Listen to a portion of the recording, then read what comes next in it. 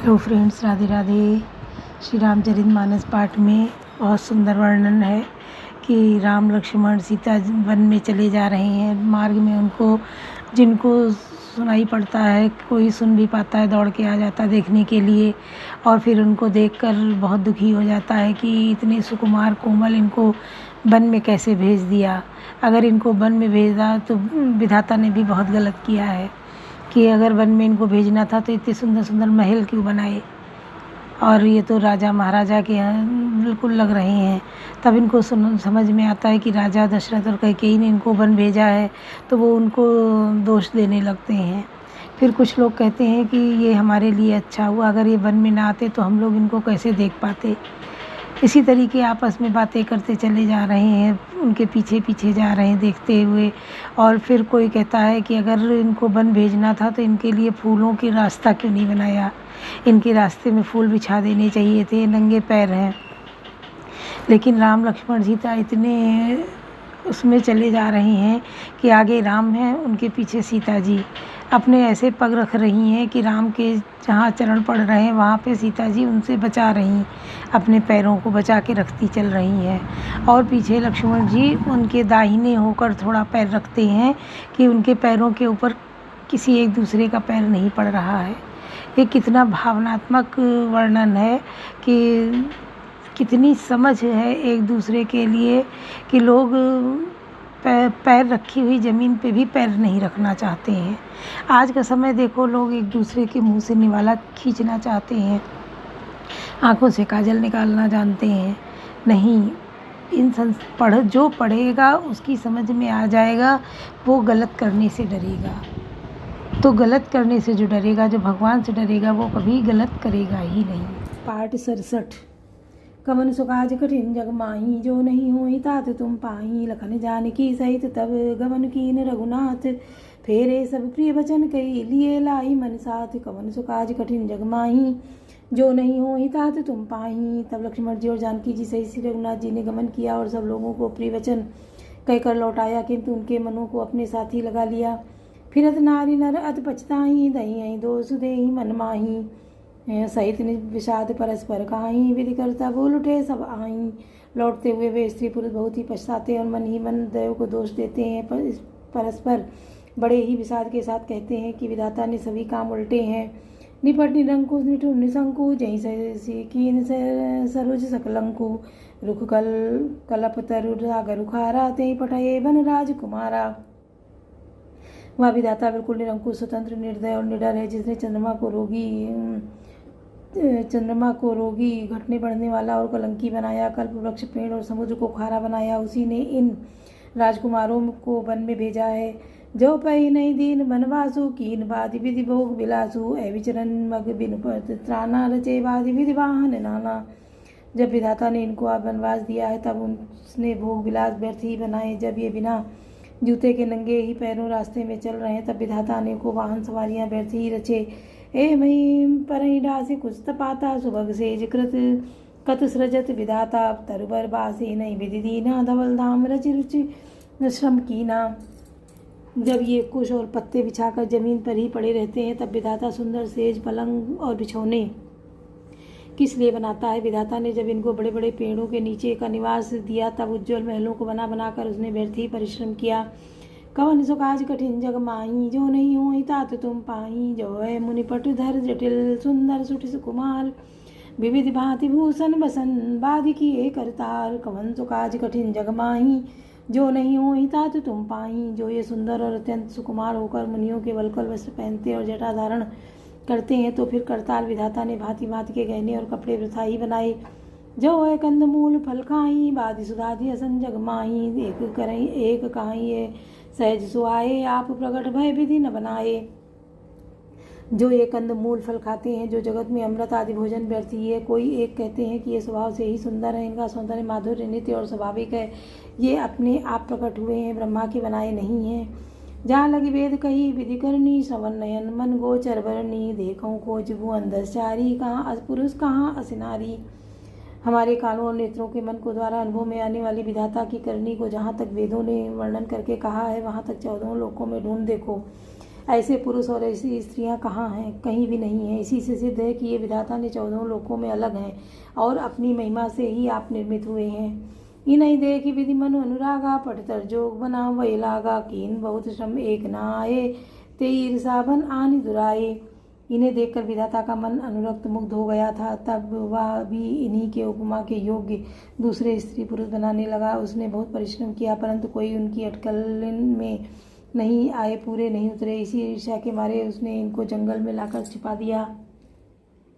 एक कहाई हम बहुत न जानई आप वहीं परम धन्य कर मानई ते पुण्य पुंज हम लेके जे दे कहीं देखी यहीं जिंदे के। कोई एक कहते हैं हम तो बहुत ही नहीं जानते, जो हाँ अपने को परम धन्य अवश्य मानते हैं जो इनके दर्शन कर रहे हैं, और हमारी समझ में वे भी बड़े पुण्यवान हैं जिन्होंने इनको देखा है, जो देख रहे हैं और जो देखेंगे। कमन सुकाज कठिन जग माही जो नहीं हो तात तुम पाही ए विधि कही गई वचन प्रिय ले नयन भर नीर किमि चलिए मारग अगम सुट सुकुमार शरीर। कवन सुकाज कठिन जग माही जो नहीं हो तात तुम पाही।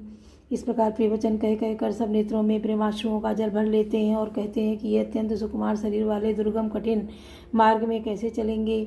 नारी स्नेह बिगल बस हुई चकई सांझ समय जनु सोई मृदुपद कमल कठिन बुझानी गए बरी हृदय कहाई बरबानी। स्त्रियाँ स्नेहवश विकल हो जाती हैं, मानो संध्या के समय चकवी भाभी वियोग की पीड़ा से सो रही हो, दुखी हो रही हो। इससे चरण कमलों के कोमल तथा मार्ग में कठोर जानकर वे व्यथित हृदय से उत्तम वाणी कहती हैं।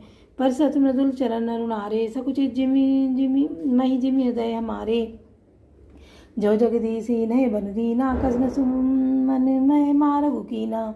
इनके कोमल और लाल चरणों तलवों को छूते ही पृथ्वी कैसे ही सकुचा जाती है, जैसे हमारे हृदय सकुचा रहे हैं। जगदीश्वर ने इन्हें वनवास ही दिया तो सारे रास्तों को पुष्पमय क्यों नहीं बना दिया। जो मांगा पाई विधि पाई ये रखिए सखियाँ खिन माही जे नर नारी नावसर आए तिनसी राम न देखन पाए। यदि ब्रह्मा से मांगे मिले तो ये सखी हम तो उनसे मांग कर इन्हें अपनी आंखों में ही रखें। जो स्त्री पुरुष इस अवसर पर नहीं आए वे श्री सीताराम जी को देख नहीं सके। सुनि स्वरूप बूझई अकुलाई अब लगी गए कहाँ लगी भाई समरथ दाई बिलो कहीं जाई प्रमुदित फिर जन्म फल पाई। उनके सौंदर्य को सुनकर वे व्याकुल होकर पूछते हैं भाई अब तक वे कहाँ तक गए होंगे, और जो समर्थ में दौड़ते हुए जाकर उनके दर्शन कर लेते हैं उनका परम फल पाकर विशेष आनंदित होकर लौटते हैं। कवन सुकाज कठिन जग माही जो नहीं हुई तात तुम पाई अबला बालक वृद्ध जन करमी जय पछताई हुई प्रेम बस लोग इमे राम जहाँ जहाँ जाए। कवन सुकाज कठिन जग माही जो नहीं हुई तात तुम पाई। गर्भवती प्रसूत आदि अबला स्त्रियाँ बच्चे और बूढ़े दर्शन न पाने से हाथ मलते और पछताते हैं। इस प्रकार जहाँ जहाँ श्री रामचंद्र जी जाते हैं वहाँ वहाँ लोग प्रेम के वश हो जाते हैं। गाँव गाँव वस होई आनंदो देगी भानुकुल कैरव चंदू जे कछु समाचार सुनि पावई ते नृपरानी दोष लगावई। सूर्यकुल रूपी कुमुदनी के प्रफुल्लित करने वाले चंद्रमा स्वरूप श्री रामचंद्र जी ने दर्शन कर गाँव गाँव में ऐसा ही आनंद हो रहा है। वे जो लोग वनवास दिए जाने का कुछ भी समाचार सुन पाते हैं वे राजा रानी दशरथ कैकेयी को दोष लगाते हैं। कहीं एक अति भल नर नाहु दीन मई जो लोचन लाहु कहीं परस्पर लोग आई बातें सरल सने सुहाई।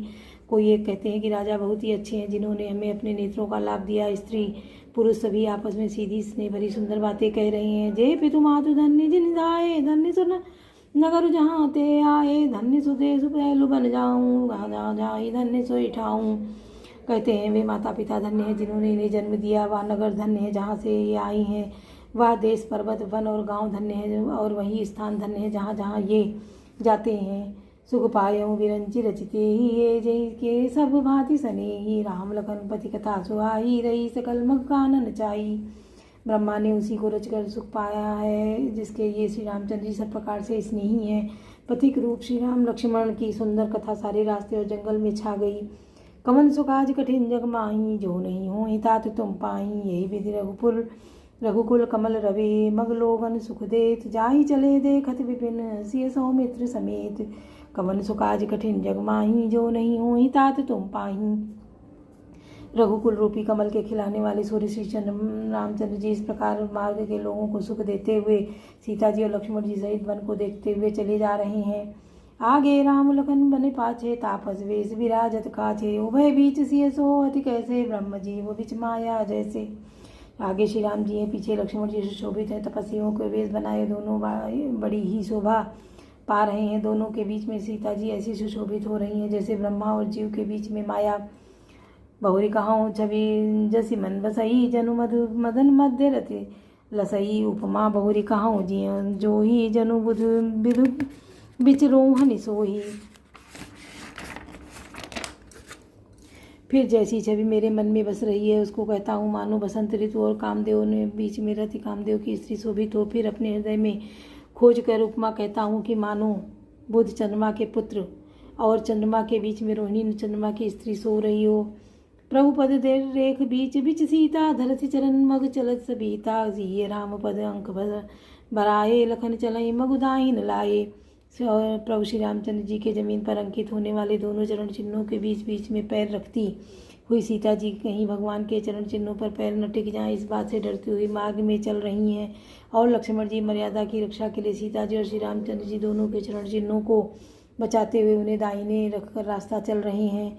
राम लखन सिय प्रीति सुहाई, वचन अगोचर किम कही जाई, खगमृग मगन देखी छवि सोई, लिए चोरी चित राम बटोही। श्री रामचंद्र जी लक्ष्मण जी और सीता जी सुंदर प्रीतिवाणी का विषय नहीं है, अर्थात